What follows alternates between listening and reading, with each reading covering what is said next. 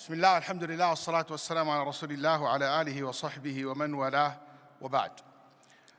My talk to you tonight is about what I have learned from Surah Yusuf alayhi salam, or the story of Yusuf alayhi salam. And I want this lesson not a tafsir lesson, not a tafsir lecture to go over Surah Yusuf and analyze the verses. That's not what I intend to do. I know this is the last session of the day, and I want it to be as light as possible. So today I want to just send you messages, and each one of them deserve a talk, deserve a lecture by itself maybe, or some of them. But these messages, something that you should reflect upon them, see if you can relate to them, and this is also should encourage us to look at the Quran in a way that we make it basically linked to our life. And that's what we call tadabbur al-Quran, that you can reflect upon the verses of the Quran and you can derive lessons from them that is related to our daily life challenges and dealings and activities that we do. When we say Yusuf alayhi salam, we always think of beauty. We think of dignity. We think of generosity. We think of responsibilities. We think of tests. Yusuf alayhi salam is as the Prophet ﷺ named him in the authentic hadith reported by Al-Bukhari في hadith Abi Hurairah radiyallahu anhu, when they said, Ya Rasulullah, man akramun nas? Who is the most kareem? What's kareem means? Anybody knows? Generous. Actually, kareem, it doesn't mean generous. The word karam, it doesn't mean generosity. Karam in Arabic language, it means al-kareem. It means the one who possesses the most unique qualities. That's why Al-Quran and the Sunnah both describe Allah's throne as arshun kareem. Arsh, a throne that is kareem. What's the throne is generous? Makes no sense, that's right. So basically here, this Al-Kareem, it means this is a throne that has a very unique qualities that there is no other throne can match it. That's what Kareem means. So why we call generous people Kareem in Arabic language? لماذا استخدم الكرم للدلالة على العطاء والجود? Why do we refer to generous people as Kareem? Because this quality in you is unmatched. It's the most unique quality that can be ever exist in someone. And when you have it, you will be a very unique person. Nobody can match you. So that's the word Kareem. So when he was asked who's the most Kareem, not necessarily means generous. It means the one who possesses the most unique qualities. Then he said, sallallahu alayhi wasallam, the most unique person is the person who possesses taqwa. قال أكرم الناس أتقاهم لله. Then they said, Ya Rasulullah, that's not what he asked you about. Then he said, so the most Kareem is Yusuf alayhi salam. He is Nabiyullah, the son of Nabiyullah, the son of Nabiyullah, the son of Khalilullah. Al-Kareem, ibn al-Kareem, ibn al-Kareem, ibn al-Kareem. Very unique man. You know, Yusuf alayhi salam, his story, the Prophet ﷺ said, Yusuf was giving half of the beauty of humanity. So the half of the beauty of humanity was given to Yusuf alayhi salam. But there is another narration for this hadith where Nabi sallallahu alayhi wasallam said في hadith Anas, قال أعطي وأمه شطر الحسن, that the half beauty of humanity were given to Yusuf and his mother. So both are sharing that 50% of the beauty of humanity. And this narration, I do believe it is a sound narration. Anyway, the Surah Yusuf alayhi salam came when the companion, they were asking the Prophet sallallahu alayhi wa sallam, they said, Ya Rasulullah, you always recite Quran for us. You always tell us about the Quran. Why don't you tell us a story about the nations before us? Why لا تقص علينا? Then Allah subhanahu wa ta'ala revealed these verses in Surah Yusuf, where Allah subhanahu wa ta'ala said, نحن نقص عليك أحسن القصص. This Quran telling you the best of stories. Then the Nabi sallallahu alaihi wasallam later on was asked by them, هَلَّا حَدَّثْتَنَا. Then he was asked again, هَلَّا ذَكَّرْتَنَا. And every time they ask, Al-Quran comes. Allahu nazzala ahsan al-hadithi kitaban mutashabiha. And also Allah subhanahu wa ta'ala basically revealed that the Quran is the best reminder. But the point was that this story came to us in one whole, the whole story came in one surah. Many of the stories of the Prophet are divided over the Quran. But this is the story of Yusuf, came in one piece, in one surah, and this is very unique. There is no other story in the Quran was referred to as Ahsan al-Qasas, the best of stories. No other story of any prophet or messenger or others were referred to in the Quran as Ahsan al-Qasas, the best of stories.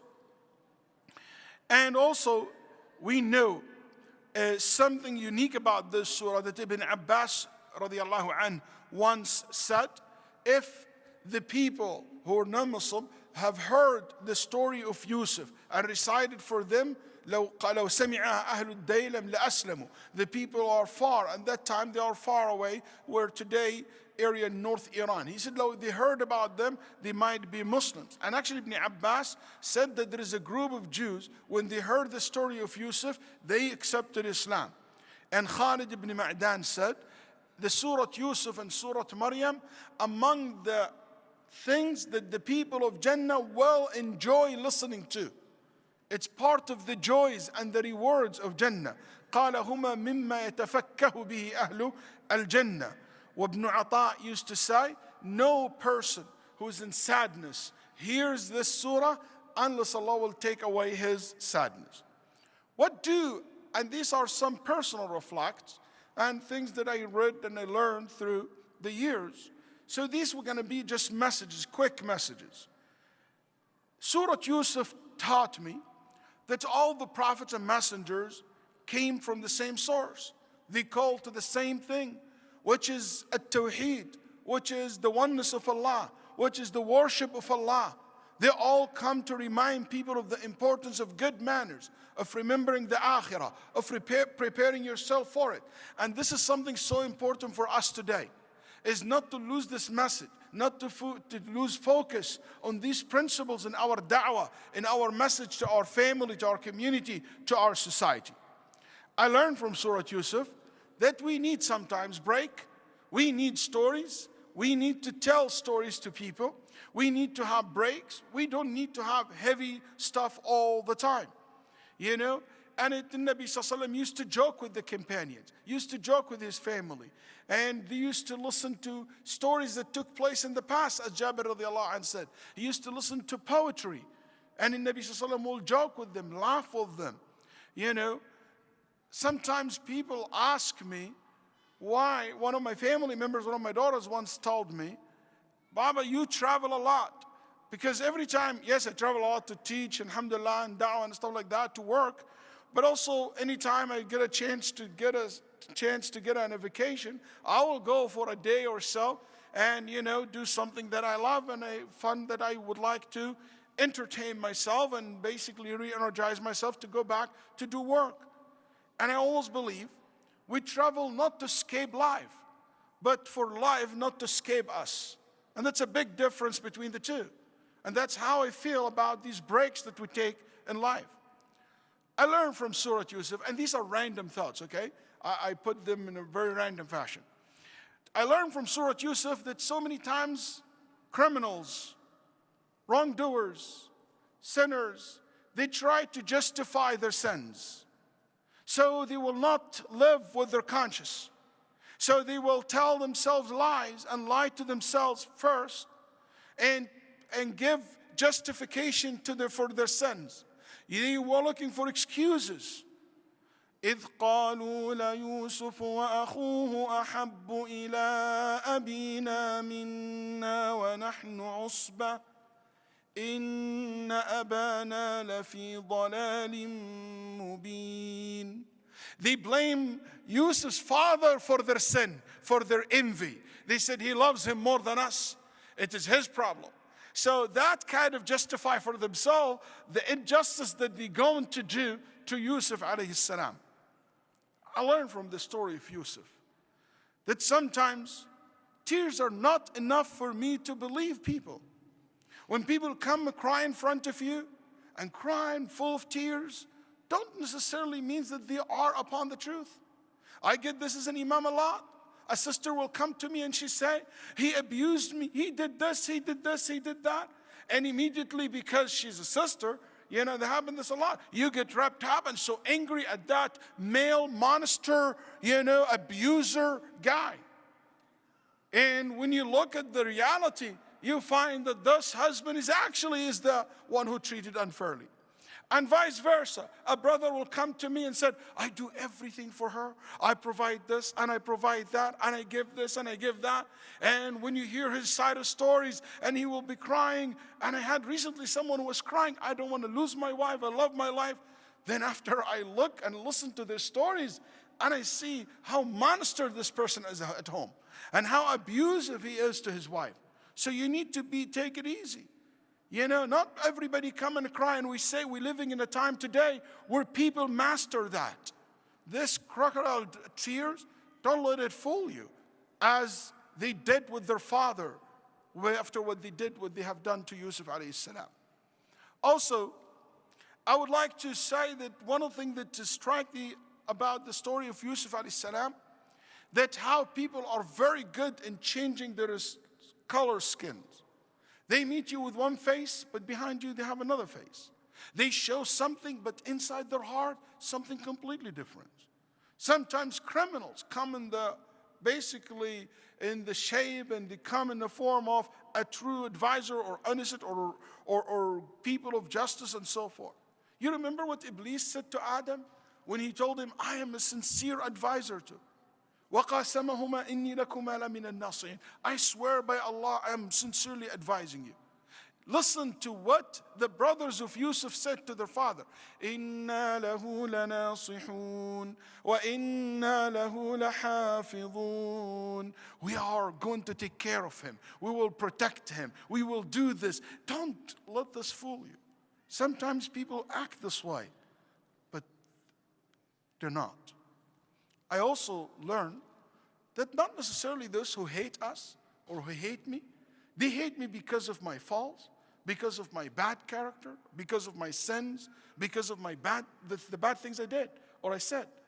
Actually, there's a lot of people hate you for your good qualities. There's a lot of people hate you for the good things that you have, for the good things that you have done. They don't hate you. They don't hate our community. They don't hate our religion because it is because of the beauty, the purity of our religion. That's why they hate you. They hate you because they are so jealous. They hated Yusuf for his beauty.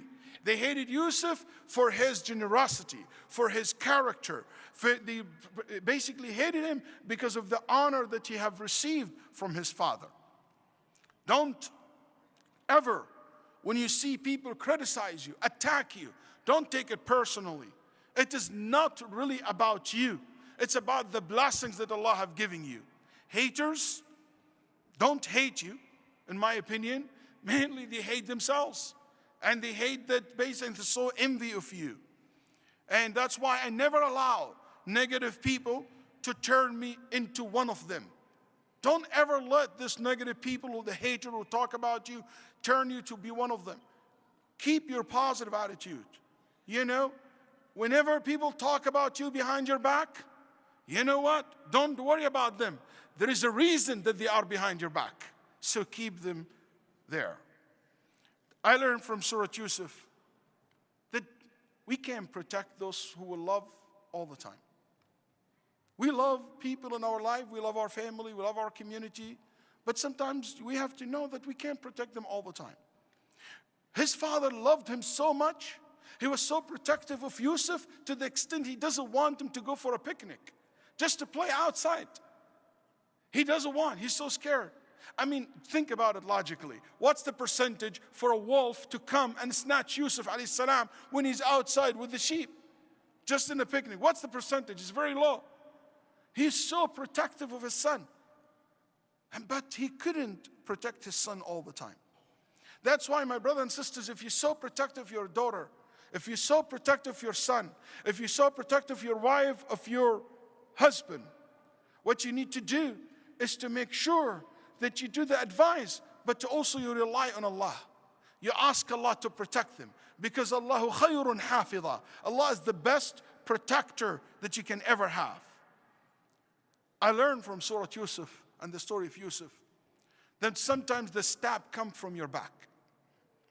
You know, it is so hurt when somebody stabs you from the back. It hurts way more than those who stab you in your face. When Yusuf was saved from the wolf, but he was not saved from his brothers. When you feel that you are saved from the true enemy of Islam, but you're not saved from your brothers and sisters who talk about you day and night.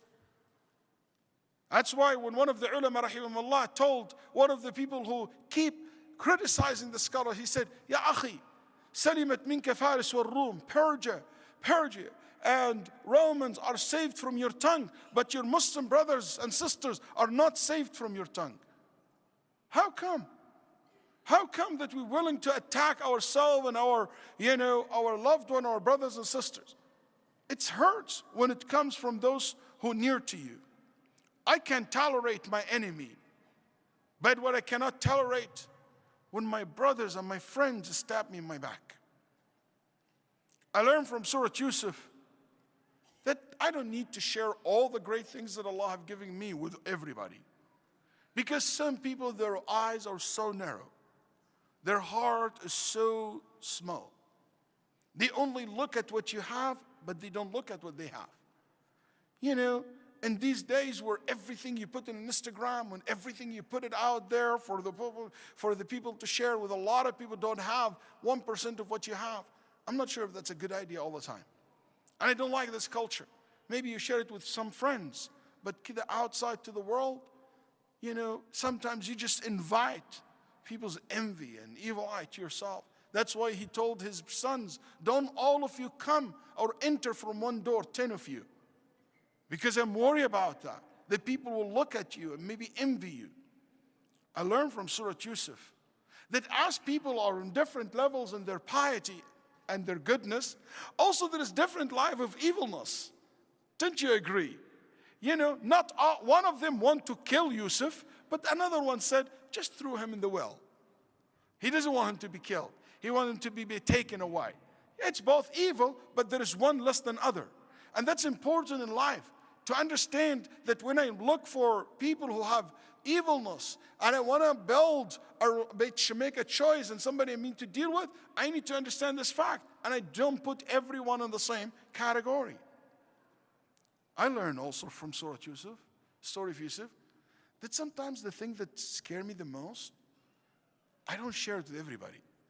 Because sometimes they use this against you in the future.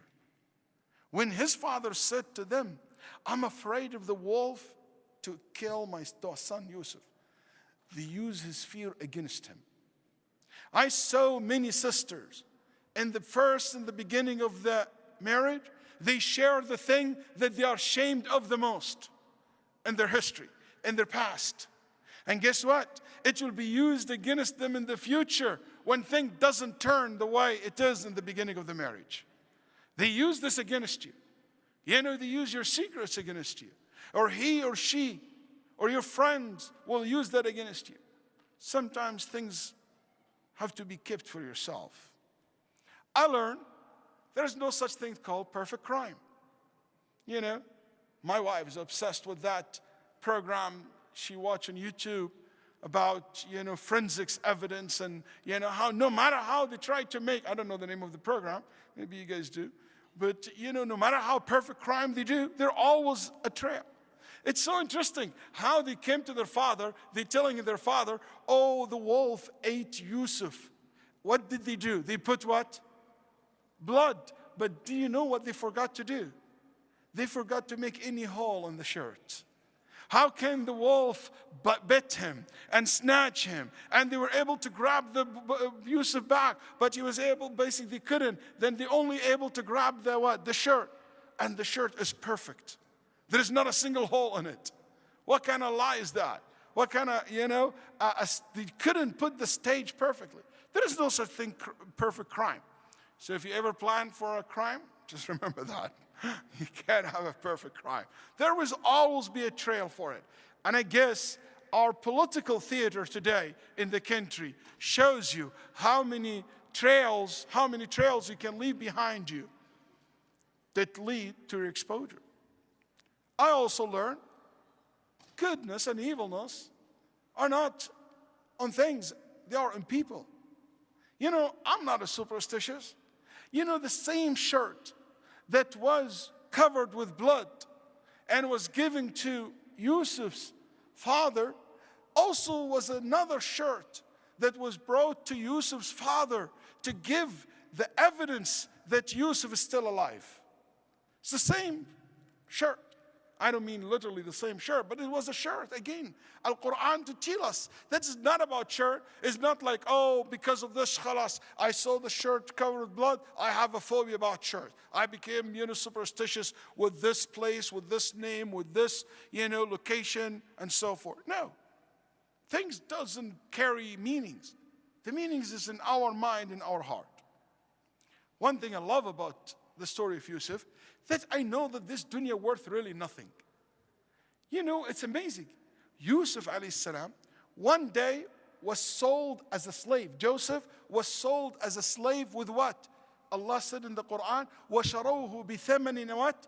بَخْصٍ دراهم معدودة وكانوا فيه من الزاهدين. They sold him for a very few cheap coins, and they didn't care much for him. No value. Later on in life, Yusuf became the king of Egypt, the most richest and the person in charge of all the wealth of Egypt. Can you imagine those who sold him out in the beginning of his life? They never thought that things will change. Maybe he himself didn't see himself basically ended up in that position. That's how life is. One day you are the bird, another day you are the statue. So, that's how life is. And you need to learn how to cope with, to live with that. The next point, knowledge. And this is something mentioned several times in the story of Yusuf.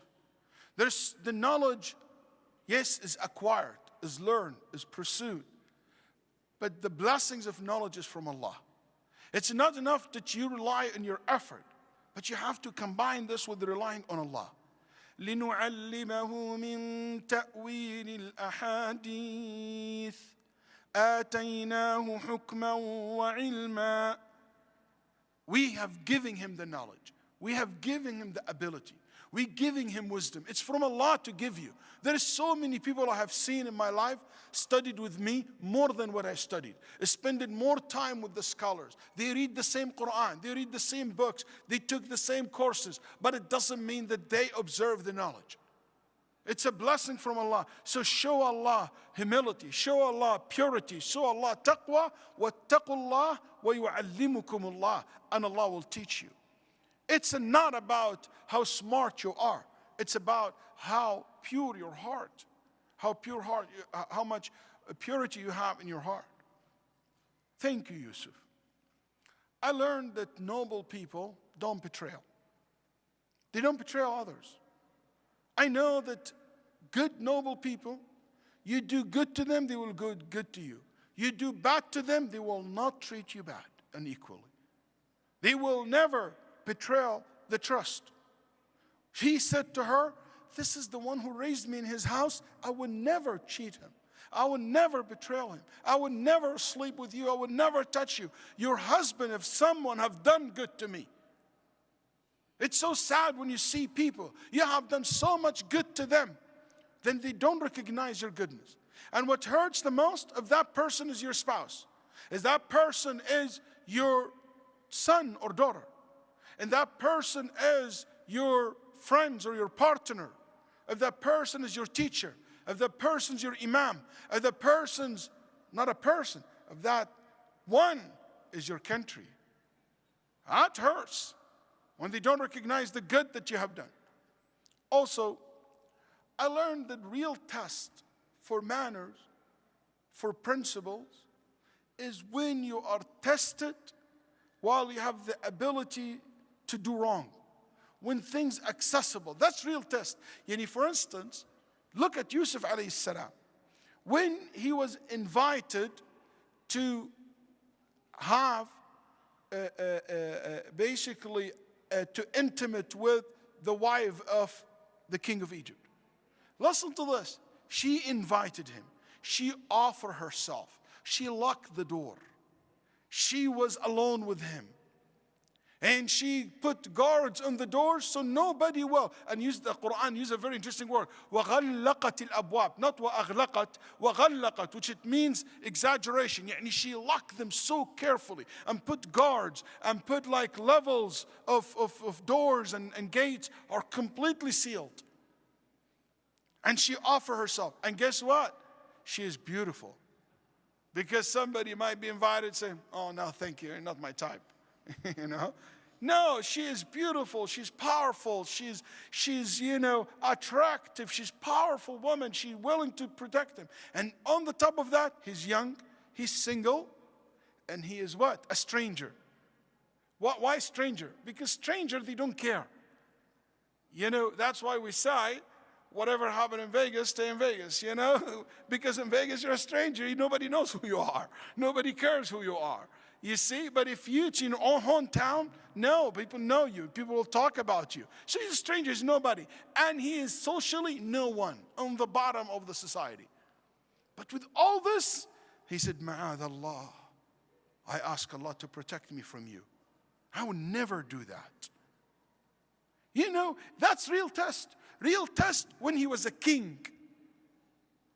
When he was a king. When he was sitting on the throne of Egypt as a powerful minister. And he told his brother, I forgive you. That's more powerful than him inside the well in the dark side said, I forgive you. Because when he was in that throne, he's capable of punishing them. That's real test of power, of your character.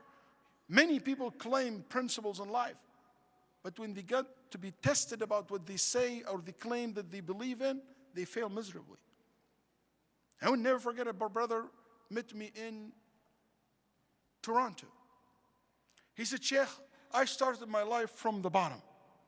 I said, Ya Allah, one day, I said, Ya Allah, if you give me $1 million, like Ammar saying $1 million, he said, if you give me $1 million, I will give 50% profit. I will get 50% of it sadaqah, donation. He said, I got $1 million, and I give $500,000 charity. Next year, I got $1.5 million, and I gave it only 30%. The third year or fourth year, I said about more than $2 million. He said, Wallahi, Sheikh, my income goes up and my charity goes down.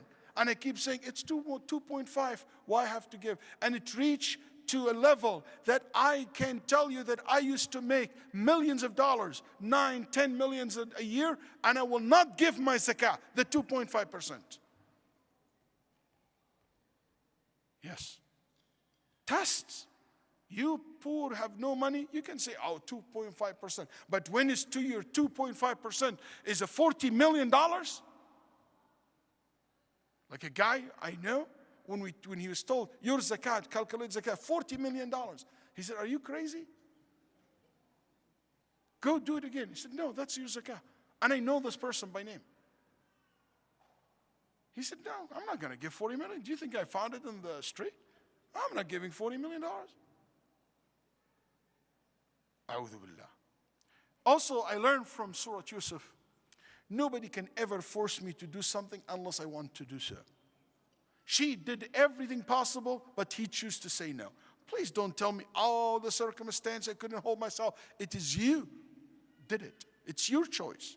I learned from Surah Yusuf, no matter how people try to suppress something, to hide something, to put you down, and Allah won't put you up, nobody can ever put you down. They tried to erase Yusuf from the picture. They tried to put Yusuf down, and they put him literally in the well. They put him in jail. To cover the truth about what happened in the palace. But guess what? Allah brought him from the well to be the king. Allah brought him from jail to say the truth in front of everybody that he's an innocent man. Thank you, Yusuf. I learned that there's so many innocent people in jail. He was in jail, but he was an innocent person as well as many other today around the world. And I'm sure in the United States, when we have today the world's leader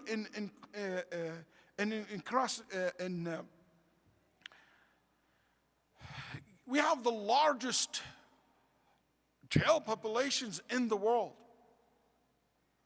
2.2 million people in this nation are in prisons. 2.2 million people in the nation's prisons and jail. And we have about 500% increase over the last 40 years. That's crazy. Don't tell me all those people are guilty. I learned from Surah Yusuf that the sweetness of Iman, the company of Allah, more beloved to you as a believer than the company of the evil people, no matter how rich, how funny they are. He said, رَبِّ السِّجْنُ أَحَبُّ إِلَيِّ. I will prefer jail over living in the palace with this fitan. Living in the palace with this kind of pressure. I learned that your deen more important than anything to protect. I learned from Yusuf that there is a place for da'wah everywhere. He gave da'wah when he was a king. He gave da'wah when he was in the palace. He would give da'wah when he was in jail. Everywhere, every time you can give da'wah. I saw Yusuf in jail was described as إِنَّا نَرَاكَ مِنَ الْمُحْسِنِينَ. We see you among the muhsineen. Muhsin. When he was king, he was described وَلَا نُضِيعُ أَجْرَ الْمُحْسِنِينَ. He was described with the same quality. You know, there is people, position don't change them. Their social status don't change them. Their age don't change them. If they have quality, they maintain it. I learned from Yusuf that envy behind everything bad. Envy is the reason to eat you from within. Envy that led people to kill, led people to commit kufr. I learned from Yusuf stories that sometimes it's not about resources. It's about managing your resources. You know, in Ethiopia, they have 54 million cows. In Sudan, they have 42 million cows. 2 countries are poor. 2 countries suffer hunger and economic problem to provide food for their own people. Both countries have a lot of struggle. Holland, on the other hand, have only 11 million cows. And they've been giving milk. They are the mother milk for so many of us. They've been provide milk to the whole world with 11 million cows. It's not about how much you have. It's about how good you manage your resources. And that's what he told the king of Egypt. To wrap it up, I've also learned from Yusuf that Allah subhanahu wa ta'ala bring relief from wherever you cannot even expect. He was in jail. Allah didn't send an angel to take him out of jail, to destroy the jail, for the government to fall apart. You know what? How Allah got him out of jail? He let something so delicate, it's called a dream, came to the kings while he's asleep, and that was the reason for Yusuf to get out of jail, to be remembered. Allah has His own ways of making things happen. I learned that positions are not an honoring as much as it is responsibility. When you've been giving a responsibility, a position in a community or a society, it's not about honoring you, it's about, giving you the responsibility to lead, the responsibility to make things better. That's why immediately when he said I want to be in charge of the wealth of the country. Why? So I can protect it, hafiz. I can manage it properly. I learned from Yusuf. It is so important for those who have children not to show favoring for one over the other. Maybe Yusuf's father have shown his extra love to Yusuf and his brother. And that's what led the others to be very angry and very jealous. Maybe something we can learn from this story, that we have to manage our emotions and we make sure that we don't show that in front of our children. Thank you, Yusuf. I learned from your story that there is no one can understand me better than Allah. There is no one willing to always listen to me more than Allah. I understand now that there is no one willing to forgive me more than Allah. I am willing now understand clearly there is no one capable of changing my situation more than Allah. I know that there is no one will be ever bored with my complaining or my, requests except Allah. He will never be bored with me. So why would I complain to anyone other than Allah? إنما أشكو بثي وحزني إلى الله. I complain to my Lord. I talk to Him. Yusuf, it's so important what you taught me that sometimes when I hear things that I don't like, I let it go. I don't need to pick a fight over everything. That's why Allah subhanahu wa ta'ala said, فَأَسَرَّهَا يُوسُفُ فِي نَفْسِهِ وَلَمْ يُبْدِهَا لَهُمْ. When they said, oh, his brother stole before. He didn't pick a fight over that because it's not worth it. We need to learn how to let things go. Yusuf's father spent 40 years, 40, making dua that Allah bring his son back to him. 40 years. His sons made fun of him. 40 years from the time of his dua to the time of answering his dua. I learned from this that I never give up on my dreams. I never give up on my dua. I will continue ask Him. I will continue pray to Him. I will continue beg Him, subhanahu wa ta'ala. I understand from this story that people make a mistake, and I love what Sheikh Muhammad Faqih talked about. Because unfortunately, we're living in a time where forgiveness becomes something so strange, something not acceptable. We became a society not willing to forgive. And I was not very happy when I heard a leader in our country saying that I will never forgive so and so for what you have done to me and to my family. That's not a message that we want to put in our society. We are a society not willing to forgive, not willing to let go. If somebody make a mistake, we will tear him apart and listen to our situation as a community. We start adopting that. If somebody made a mistake in his life, we're willing to tear that person apart. We will never give that person a second chance. You know that the brothers of Yusuf ended up prophets. The one who put him in well, they ended up al-asbat, which is prophets, which is Allah honor and accept the repentance when they change. We need that al-qawiyyu al-amin, the trustworthy and the strong, the capable to lead our community. That's something I learned from Yusuf alayhi salam. I learned that men, when they cry, it doesn't mean that they are weak. Tears. I always say, heavy hearts are like heavy clouds. In order for it to release the clouds, it needs the rain to come down. In order for your heart to be relieved, you sometimes need these tears to come down. I learned from the story of Yusuf that I don't judge people by accusation. She screamed and she said, oh, he wanted to do this and that to me, and he's this. She accused him, trying to rape her. You don't believe that? You take the proper stages and steps for clarification. I have so many, but I have to wrap it up. I have to close down the talk. But one of the things that I learned from Surah Yusuf and the story of Yusuf, and this is so beautiful, this verse, Allah said, وَلَمَّا بَلَغَ أَشُدَّهُ آتَيْنَاهُ حُكْمًا وَعِلْمًا وَكَذَلِكَ نَجْزِي الْمُحْسِنِينَ. And when Joseph reached his maturity, his peak, we gave him ilm and hikmah.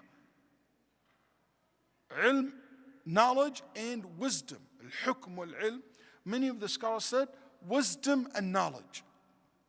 I learned from this that we need wisdom as much as we need knowledge and information. Sometimes we care to gain so much knowledge, but we don't care to get wisdom. I have one of my teachers told me, Waleed, there is two types of student of knowledge.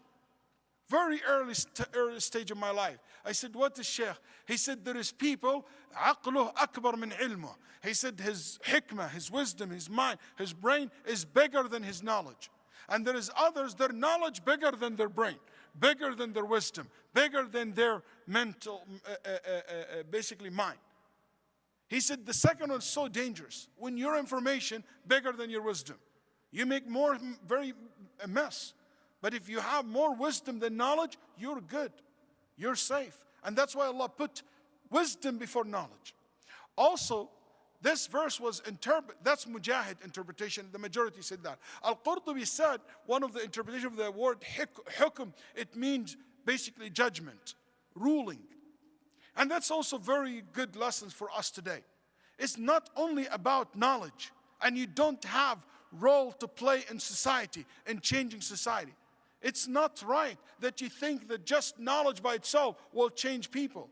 You need both. You need the knowledge and you need the actions. You need information and you need a tool to make this as a reality in life. That's why we encourage people and we inspire people to be engaged. Also, this verse said, فَلَمَّا بَلَغَ أَشُدَّ, when he reached his maturity, his peak. Sometimes we ask people before they reach the proper age. Come on, man. Somebody's still in, why would I want someone who's still in his early 20s to be acting like somebody in his 60s or his 50s? Why would I ask a girl who's in her 18 or 19 to act like someone who is in his 40s? Every age stage has basically a certain expectation. And we should expect that. And we should tolerate that. So every stage in our life has its own challenges, has its own basically set of expectation. And that's fair. You know, those brothers of Yusuf amaze me. I don't know if amaze me, but you know, it's strange. When they want something from their father, they told their father, أرسل معنا أخانا نكتل. I remember somebody thought his name is Naktal. Okay, no, they said, send with us our brother so we can get more grain. Listen to the word, Akhana, our brother. They talk about Binyamin. When Binyamin was caught and stopped at the palace, they went back to their father. Listen to what they said. إن ابنك سرق. Your son stole. Just yesterday he was our brother, and today your son. See the language change. There is people like that. When they don't need something from you, they change as if they never knew you before. You know, truthful people don't change like that. I learned that not everybody criticizes something, it means he sincerely hates it or he sincerely sees it bad. There is a lot of people talk about government and corruption and they are corrupt themselves. They talk about indecency and they are indecent themselves. They talk about this and that, injustice and fair, and they are the most unfair people in their own life, with their children, with their family, in their community. Where we get that from in the Surah Yusuf? Anybody can tell? Where did you learn this from Surah Yusuf? وقال نسوة في المدينة امرأة العزيز تراود فتاها عن نفسه قد شغفها حبا إنا لنراها في ضلال مبين. Woman in the city said, the wife of Al-Aziz is seeking to seduce her slave boy. That's shame. She's so obsessed with his love. Indeed, we see her in clear error. That's shameful. Do you think this woman really care about, iffa and afaf, and they really, want a purity in society, and they really think this is shameful? No, because they don't have him. They're not honest. Where do we get that from? Allah said in the Quran, فَلَمَّا سَمِعَتْ بِمَكْرِهِنْ. So they were saying this just to spread rumor about her, just to shame her. It's not because they believe in that. And there is so many people in our life like that. Promise you, that's the last one that I have for you. I learned from Yusuf alayhi salam that what really differentiates you and separates you from others is your character. What you believe in, what you stand for. You know, you can have the best aqeedah in the world, but without good manners, without good character traits, it means nothing. Allah said, وَلَوْ كُنْتَ فَضًّا غَلِيظَ الْقَلْبِ. If you don't have a good manners, people will run away from you, Muhammad. Even Muhammad has the most knowledge, have the best religion, have the best belief, everything. But if you don't have a good manners, people run away from you. Do you guys like math? Not now. Or late. You know, there's a very famous mathematics, his name is Al-Khwarizmi. He said math, he's a mathematics, so he put it this way. It's a beautiful way he put it. He said manners and good character traits, like number one. If you add to good manners, wealth and money, wealth will be equal to 0. So if you had good manners and wealth, you become what? 1 add to 0, you become 10. That's right. You became 10. He said, and if you are handsome and good looking, take care of yourself, and you look good, you add another 0. You become 100. And if you have a good family and a good social status, let's add 1 0. You became 1,000. Okay? And if you have a good degree, good education, you became a 10,000. And so far, everybody judged. He said, but if you lose money, you became 100. You became 1,000. That's right. But if you lose the manner, you lose the 1, you become 0. You got it? If you take that 1 out, you become 0.